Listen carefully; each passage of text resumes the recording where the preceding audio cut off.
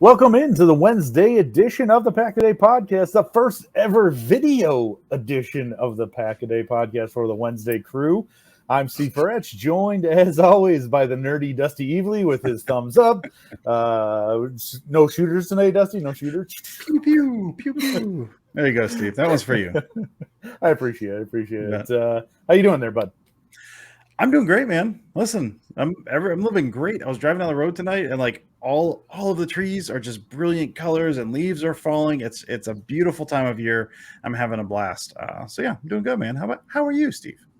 Oh, not too bad. It's a little rough on the living in Wisconsin, and the Packers are not good because I don't know if you know about this, but we don't care about anything but the Packers up here. And so when they suck, it's bad. It's real bad. So it's not great up here right now. But Sarah, how's Florida going?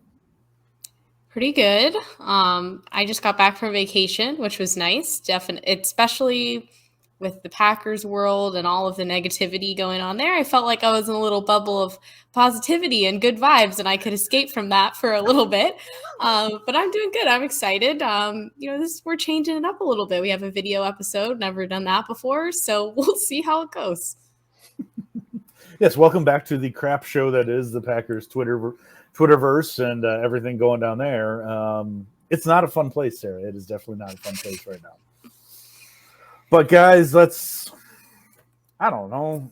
Do we talk about this game? I'm not really sure. I guess we have to and have some reaction to it because just so everybody knows, since this is a video version, it's going to be a shorter one than normal. Normally we'll go about an hour, but with this, we want to try to keep it, since it's a video, to about a half hour. So we won't be getting into all of the Twitter questions like normal. So just kind of giving you guys that heads up now.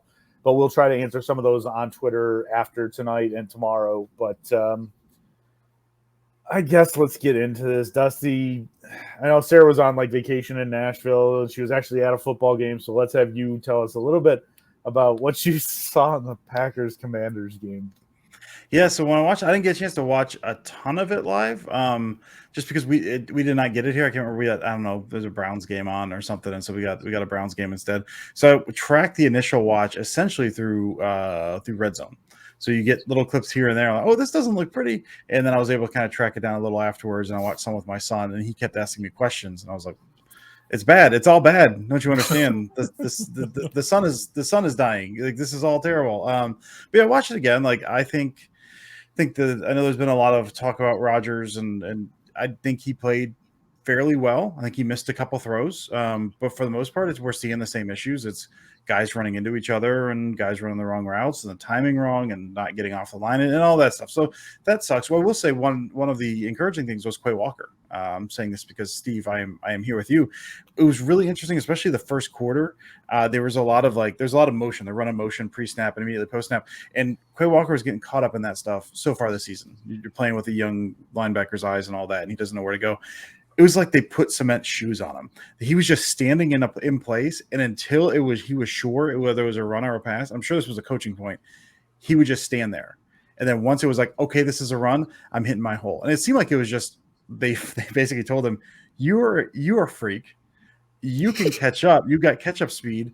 Don't run yourself out of the play. And so he would just stand there, and then he would get back in position on the pass, and he would do that well, or he would attack the run and do that well. So I don't think he's suddenly a tremendous player, going forward this year. I don't think he's going to be amazing, but I thought that was a cool little bit of progression that I saw on the coaching point that it seemed like he took to. And as the game went on, he got a little more comfortable. It seemed like he started kind of fading back a little more and kind of reading stuff out a little bit better, which was good. I mean, it's encouraging to see. I think of all the things I took away from the game, and there was quite a few, and I won't get into them here, but I think the play of Quay Walker and kind of his recognition and what they did to kind of maybe make it a little simpler on him early on, I thought was really, really cool. So I enjoyed seeing that.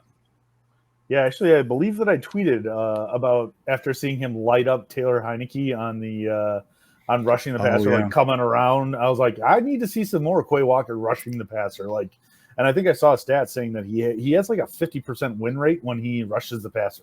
Yeah, they're moving him around. They're doing some fun stuff with him. He's doing really good. Yeah, they're lining him up over A gap and stuff too. They're kind of moving him around the formation. It's been pretty cool to see.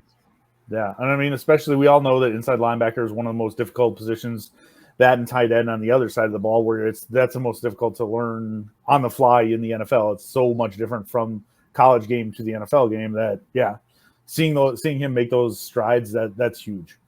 Sarah, what about you? I know you were in Nashville. Tell us a little bit about that, and then what you saw from the game, from what you saw of it. Yeah, so Nashville was super fun, and we did go to the Titans-Colts game on Sunday, and that was cool to just experience a different stadium. The weather was absolutely gorgeous. It was like 68 degrees and sunny. There wasn't a cloud in the sky, so that was just amazing. But their stadium is really cool. I thought the way that it was laid out, they had a ton of different food stands, barbecue. Nashville has some good barbecue fried chicken and all of that. So we tried a few different places. We had we didn't splurge on seats and get anything crazy nice, but we had a decent view of everything. It was a bit of a boring game. There were no offense, or the Titans didn't score any offensive touchdowns, but they had a pick six, which was fun, and everyone went crazy. And oh my God, I know that Derrick Henry is a large person, but seeing him in person is shocking. I mean, we were pretty high up.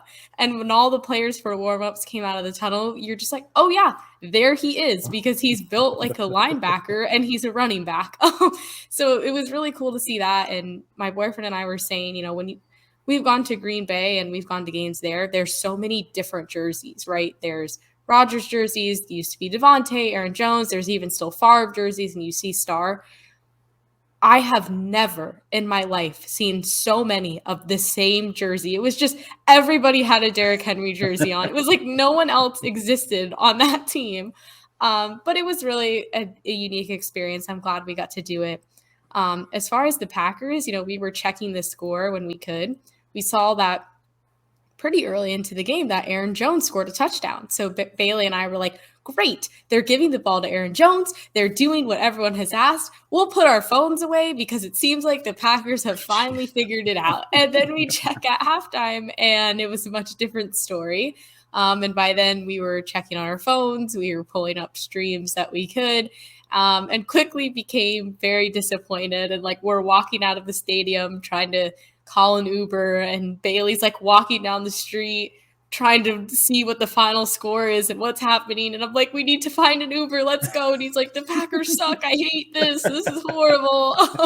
So yeah, but we had a good time there at least, but it seemed like things just went from bad to worse really quickly in Green Bay, or in Washington, but for Green Bay. And I did watch some of the highlights today, if you can call them highlights, since I was off, and that was rough. It was tough to get through. I will admit. Yes, normally we call those low lights for everybody when they suck that bad. That was just a bad game in general. I mean, there were some good things, like Devondre Campbell's pick six. The defense was playing well. They had some really good plays, but again, it's one thing that I keep going back to is when the offense sucks this bad, you're draining the defense every single time you have a 3 and out. You're just making it harder and harder and harder for them to perform at that level. So it doesn't shock me that, they're giving up 27, 24, 21 to these teams that they're going up against, that seem lackluster, when all they are is just dominated in the time of possession. It's not a good recipe for a good team to win games. So I think that was the one thing, you see it from the first half all the time from the Packers defense. They're playing well. They're playing great. They're fresh. And all of a sudden, those 3 and out, they just keep adding up. And it just turns into just this horrible cocktail of gross football for the Packers. So don't forget about the muff punts, Steve. Muff punts can also help. They can also screw with your defense a little bit. Don't forget. I can't believe they put him back out there. I cannot believe they put him back out. Thanks, Dusty. Now I'm mad. Again. I'm reliving it, watching it. I'm like, okay, good. Well, maybe now they'll get rid of Amari Rodgers. Maybe now they'll just put somebody else back there. And then in my head, I'm like, well, who else are they going to put back there for punt returns? I don't know. I'm not sure. Anybody else would be better. And then I'll try to number 8 for a punt return. And I'm like, so we have no plan. Okay, there's no backup plan whatsoever on the punt return game. Okay, good to know. Glad we have the highest paid tight end coach in the league for that to be the backup plan. Okay, I'm good. I promise. I feel better. We're on video. I gotta be like nice and happy. I always know when you're about to go on a rant because you lean back and you roll up your sleeves like this, and then you just lean forwards and let it rip. Like the equivalent to like just cracking your knuckles. All right, he's ready. There we go. Crack the neck a little bit. Yep, let's go. That's wrapping his hands. All right, we got this. We got this. I was fine until Dusty set me off. I was fine. Sure, Steve. I gotta tell myself that. Guys, we've got a new tight end on the practice squad. Josh Babbage. Don't know too much about him. Honestly, I don't really care. Like at this point, I'm just telling you guys because they signed him today and it happened. But like, does anybody really have anything to add to this at all? Because this is from North Dakota State. You know, maybe him and Christian Watson are buddies. You know, I'm sure Ross Uglum's happy because he's an NDSU guy. Cool. So he's going to get injured right away is what you're telling us? Oh, come on. I mean, that's not unfair. That's not totally unfair. It's a valid point. But yeah, that's honestly like we kind of looked around. We saw some craziness on Twitter. Like Twitter has really gone to a new level with the Packers losing 3 games in a row. Good job, everyone. We're not going to go into it, but I brought to the attention of Dusty and Sarah that people are calling for Antonio Brown to be signed to the Packers. That's how bad it's gotten. That is how bad Packers Twitter's gotten. There's not a lot of people saying it, but it's still insanity. It seems like a vocal minority. It's a vocal minority, but it's still present. It was there. Like it's more than one. It's more than one. So yeah, let's not even go there. We'll move forward. We'll move forward to the next game, guys. Well, might as well talk about it. Packers are going to go travel to Buffalo and play the Bills. In prime time. In prime time. Sunday Night Football. No escape. Everybody. No surrender. We're going to talk like we normally do on the podcast. We'll take the Packers offense versus their opponent's defense. And the one thing that we're watching for this week, I don't even know what the hell to start with. So, Sarah, we're going to go with you first because I'm still figuring out what I'm looking for this week. Sure. So, this is not news to anyone. Bills have the best defense in the NFL. Zach Cruz tweeted on Tuesday that the Bills have an average margin of victory at home this season of 34.5 points. So that's a great stat for the Packers. And, the last few weeks we've been talking about what we're looking for, and I was on team run the ball. Then finally I'm like, we can't, the Packers can't run the ball without protection. So the offensive line needs to clean up. At this point, I'm going to take Aaron Rodgers' advice and just keep things simple. I'm going to simplify. And I don't care if the line isn't where it needs to be, if the Packers aren't running the ball enough. They're expected to get beat up, and I just want to see them fight. I just want to see them at least, even if they lose this game, which I feel like they will, that they show some sort of fight, that they're in it for some of the game, that there is some momentum that's going on their side, because I'm really tired of this theme that has now become reoccurring in the Matt LaFleur era, where when adversity hits, it just seems like the Packers crumble. And before, it wasn't that big of a deal because it would be, one game here and there. He never lost back-to-back games. The Packers would always bounce back, look okay the next week. But then we saw at times it would really come to bite them in the butt in the playoffs when, there was a game-changing play. They couldn't seem to bounce back. And now I feel like that those were just always skeletons in the closet, and they just kept getting pushed away. And now they have to confront it. There's no running from it anymore.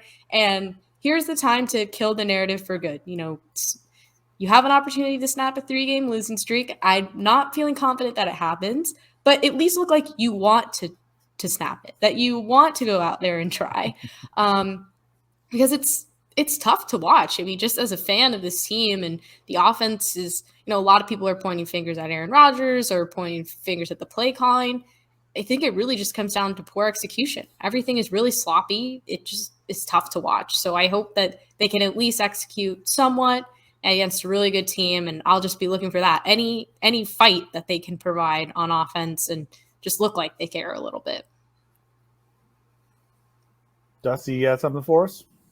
I do. I was going to look at numbers, and then I started looking at numbers, and I got sad because all the numbers are like, "Oh, the Bills are Don't real look good. at the numbers. The Bills are real good." I was trying to find something, the man coverage stats that I've kind of gone back to in the past. I mean, honestly, what I'm looking for this week, I don't know. I don't necessarily want a repeat performance. I'm not necessarily looking for this, but what I would like, I want a cohesive offense. It's asking for a lot these days. I understand that, but just a consistent attack, like Sarah said. I mean, the main problem is it's sloppy. It's execution. It's guys being in the wrong spot. There's way too many. I think the average first down this past week it was like 1st and 11 on average because they had so many penalties, which is bad. I mean, you're starting behind there. Their average third down, they didn't convert a third. I think they're 0-6 on third down. Their average third down was 3rd and 10.8, I think, if I'm not mistaken. I just want something consistent. The game that I'm going back to, and the one that it's one of my all-time favorites. And again, I don't necessarily want to repeat this performance, is the 2016, the beginning of the run the table. That's week 12. They roll into Philly. They were 4-6. They were looking just absolutely terrible. At the time, Philly was the number 1 pass defense by Football Outsiders DVOA. I think that was Sunday night or Monday night. That was a primetime game as well. No one gave them a chance going into that game. Their offense was going to get shut down. Probably an ugly battle, but Philly's going to win. Rodgers put on a clinic. I think it was 30 for 39. So he was like his 77% completion percentage. His adjusted completion percentage was like 85% because he had a couple drops mixed in there as well. And it was 3-step, 5-step, 7-step. Everything was was out on time. He's reading that stuff. He's bouncing in the pocket. He's operating on time. Just like a lethal version of Rodgers that then end up carrying him into the playoffs that year. And I don't know that we're going to see that level. I mean, part of me believes he's still capable of that. I don't know for like stretches of games, but he's capable of that for a game. He can still move a little bit, even if he's not getting out of the pocket as much as he was. I want to see that kind of offense, that efficient, like even if they don't win, if they go down and they just, all right, we're getting this out, the running game starts working a little bit, although with the offensive line, who knows if that works. That just the passing game, I want competence. All I want to see is competence. I want to see Rodgers being able to get that ball out quickly and get it out on, because even, there's the low throw to Dobbs this past week on 4th down. I think it was 4th down. That was not a good throw, but that was 2 guys ran the wrong route on that. So Rodgers top of the drop, and he's looking for a guy who's not where he's supposed to be. Ball gets double clutched, the rush starts coming in, and then he ends up throwing the ball in the dirt, which, that's a bad throw by Rodgers, but also 2 guys ran the wrong route there. I just want when he hits the top of his drop and he's looking at a concept, I just want guys to be where they are. Like, that's not too much. And if that guy's not open and he bounces to the next one, those guys are also where they are. And if he misses throws, he misses throws. But I just want some kind of competence and coherence from the passing offense as a whole, but I care more about the passing offense that we just haven't seen. So that's all I want. Come out. And again, that's what I think I was saying before to you guys was I wish this was all on Rodgers. I wish the narrative of Rodgers is bad and Rodgers stinks this year. I wish that was true, because that's at least an easier solution, or what the problem is. The problem is it's the entire offense. I don't say the entire offense, because some of the planning is good. Some of the curveballs they're trying to throw based on what the defense is playing them, how the defense is playing them. Ollie Conley had a really great write-up this week about like the struggles these wide zone teams are facing because of the way defenses have adjusted. It's not just the Packers, it's a lot of these teams. I just want to see that attack plan that they're tinkering with, that they are doing some cool stuff with it from a coaching perspective. Just put that on the field, man. I want competence. I want just get one drive, honest to God, man. One drive of a crisp looking drive in the second half where it's not opening script, of just where everything looks like it's functioning correctly, where even if they lose, listen, I've been saying they're close to clicking. I don't know if I believe it anymore. Give me a reason to believe again that they are close to clicking, that this is something that they can actually pull off. That's all I'm looking for. Bar is relatively low, but that's kind of what I'm looking for, is competence. Looking for competence on a drive in the second half is where I'm at, Steve. That's a big ask, bud. That's a really big ask. Listen, man, I didn't mean to ask for that much. I really didn't. I guess the one thing I'm kind of looking for, it kind of piggybacks a lot on what Sarah was saying, but I go back to, there's a movie that I'm sure a lot of people have seen because it's been on HBO for like years and years and years, but it's The Replacements. And great football movie. And it goes back to one of the locker room scenes of a team meeting of the offense. And the head coach is asking, what are you afraid of? And Shane Falco, the quarterback, goes, quicksand. What are you afraid of? Quicksand. And wide receiver doesn't understand what it is. Explain it to him. He goes, well, he's like, you're playing a game. First thing goes wrong. Then the next thing goes wrong. Then the next thing after that goes wrong. And you're caught in quicksand. And that's what it feels like this Packers team is that this one thing goes wrong and they can't get out of their way. They can't get out of the quicksand. And so that's what I'm looking for, is a little resilience, because we've seen it now time and time again from these Matt LaFleur teams of when, like Sarah said, when they get punched in the mouth, they fold. And that's not really something you would consider a quote unquote Super Bowl contender.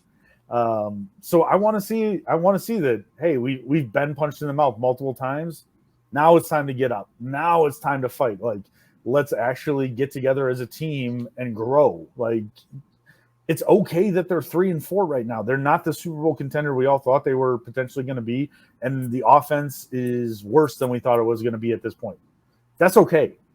But if you cannot move forward and grow, then yeah, it's going to be trouble the rest of the year.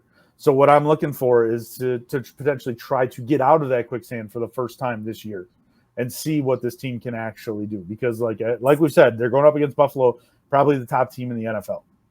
What are you going to do? Are you going to fold right away if they score a touchdown, or you fumble once, or are you going to keep fighting and fighting? So to me, that's the biggest thing that I'm going to be looking for. Guys, it's going to be interesting, but let's do some score predictions. Sarah, I'll start with you. I'm going to take the Bills, which shouldn't be surprising considering the comments that I made earlier. And I'm going to take the Bills 31-21. So I've been going back and forth all day. Like, do I take the Packers 27-24, which I feel like they could pull off, or do I go Bills? And listen, man, I'm not as pessimistic as this score makes me sound, I promise you, but I could also see things going real bad. And the Bills rolling, and the Bills are coming off a bye. I'll go Bills. I'm going 55-10. Like, I think it could get real ugly. I think it could get real ugly. Time out. How did you go from being like, I think the Packers could win this? No, like, 24. That the Bills are going to drop a 50 burger on them. I think if the Packers come out in their first two drives and like, okay, the Packers have a shot at this, I think the Bills coming off a bye are likely going to. Well, again, this is not just on one thing. If it's one thing, it's fixable. I don't think the issues that we saw this past week, which seem worse than any other game we've seen so far this year, that they're going to fix themselves in a week against the best team in the league coming off a bye. I'm excited to see what Quay Walker does against Josh Allen. If they use him as a spy, if they sit him in some of that role, I'm excited to see kind of what they do to try to contain him. I think there's going to be some fun things. I think the defense is going to be a little feisty early. I just don't see how the offense fixes all their issues. And this seems like a game where, like, it's 28-10 at the half, and you're like, the Packers are within punching chance, and then the second half all goes poorly. So, yeah, 55-10. I don't know. I'm trying to light a fire under the team. You know, just prove me wrong, guys. This prove is me wrong. Totally going to be the first time ever that somebody correctly predicts the score. I know that's totally going to be the case. I hope I'm wrong. Has never happened in the entire time we've done this podcast, but this will be the one. Oh, this is really funny because I totally thought I was going to be the one that had the most obscene score, because I have Buffalo 37, Green Bay 13. And then Dusty just blows us out of the water. So, and to recap, right now our score count remains at Dusty and me at 3 and Steve at 2, and that's all we have, because we've predicted the Packers would win the last 3 games, and they have not. So we might get an easy point this week. That's a positive for us. Yeah, I hope next week it's still 3-2. I hope this time next week we're still sitting 3-2. That would be lovely. All right, guys, we do have time for one quick question, and we kind of scrolled through all of them. We got a lot of good ones this week, but with the video, we have to be a lot quicker, obviously, like I said. So kind of the overwhelming theme, we kind of took Matt Pickett's question, which we felt grabbed a bunch of them. But he said, is it fixable? I mean, realistically. And if they clean up mental errors, so many mental errors, can we return to the glory that we have known for decades? Sarah, we'll start with you. So this was a good question. Like you said, it kind of recapped everything. Do I think it's fixable to the point where the Packers become contenders again? No, but I think it's fixable where they can at least turn things around and still have a decent season that hopefully leads into a stronger season next year. There were a lot of high expectations coming in. Like, yes, they're one of the Super Bowl contenders. I don't really feel strongly about that anymore after what I've seen the past few weeks because I just don't feel like some of the issues that they're having on offense are things that are going to change in a couple of weeks. I mean, it's really messy, and unless there are a few people that just have an epiphany about route running and different things and some of the schemes that they're running, it's not going to change in a blink of an eye. But we didn't have a ton of time this week, like Steve mentioned, to talk about Pat McAfee show and Rodgers on there. One of the things that I did agree with him with that was just about execution, and that they just have to continue to find ways on and off the field, whether it's preparing during the week and making sure that their routines and their habits are in order. And then whatever their routine is on game day is consistent and that it's working for them. Because if clearly for a lot of people on the Packers, it isn't. So if the Packers are able to do that, I think they can clean up some of the mental mistakes that Rodgers was talking about that we've all seen. And have a better season. I think they come out with a winning record. And at the end of this, we say, that stretch really sucked. It did a lot of damage, but the Packers still had a good season. Might squeak in the playoff spot with a wild card. There's still a lot of football left to play. But I don't see us returning to the glory days, as Matt said. But I think they could still have a decent season. Yeah, it feels like, this and the Rodgers stuff has always been, kind of this year to year, who knows how it's going to play out. We're kind of capped out as long as he's kind of around. These past 3 games to me have felt like the end of an era of sorts. Like, not to say like they can't turn this around, but it feels like it's okay. This might be what we have to look forward to. And again, I'm not as pessimistic as I sound. So when he asked the question of can they turn this around? Absolutely, they can turn around. Like I said, I think the coaching staff is doing a good job from schematic perspective. I struggle with the execution stuff, with how much of that is on the coaches versus how much of it is the players, because so much of the coaching is communicating to your guys. And I will say from the defensive side, some of those busts that we were seeing early with Barry, they're communicating and they're passing off really well. That Devondre Campbell pick six, perfect example of those guys kind of passing off that coverage. A guy takes a vertical stem, Campbell carries him up. Then as soon as the guy hits the out, Campbell breaks on that. Safety comes down, picks up the vertical. Like just this pass off and no breaks that we saw last year that we saw this past games. So that stuff's getting better. I don't know how much to put down on coaches from schematic, trying to fix the problems, trying to take different approaches to attack defenses. All that stuff looks good. It's just down to execution. And again, that feels so close to clicking because if those guys are on the same page, it's absolutely fixable. Rodgers is playing well enough to win. Again, I don't think he's not playing up to his normal standards. Even for him, I think the thumb certainly factors into at least some of that. But he's playing well enough to win. There's just so many errors. So if they do clean those up, yes, they can be better. The problem is we're through week 7. And again, I think they just turned in their worst game this past week in terms of some of the execution stuff. So I don't have a ton of faith that they're going to turn this around in the next couple of weeks. And even though the rest of the NFC is bad, they're going to have to do something the next couple of weeks and win a game the next couple of weeks against a slate that's not looking very favorable towards them in order to kind of get back in that picture. So is it fixable? Absolutely. Do I count on them fixing it the next couple of weeks based on what we've seen? No. But also, I don't know, I still like watching the Packers. I still enjoy digging into the game. I still enjoy watching the game and talking to people about football. It's not going to kill my entire vibe if the Packers are suddenly bad this season. I hope they turn it around. They have the tools to do it. It's really hard for me to see them doing it in a timeline that gets them into the playoffs. Well, Dusty being Dusty kind of took up all the time for my answer being there. So I'm just going to say, no, it's not fixable. It is not fixable. So, guys, we really appreciate you listening as always. We will try to answer some of those Twitter questions. Make sure you guys are following us at Dusty Evely, at Sarah Kelliher 4, at Steve Perhach, at Pack-A-Day Podcast. We appreciate you listening. Hopefully, we'll talk to you next week after – I can't even say it. After a win. Okay. We'll talk to you next week for sure. We'll definitely talk to you next week. So thank you guys for listening. And as always, go Pack, go.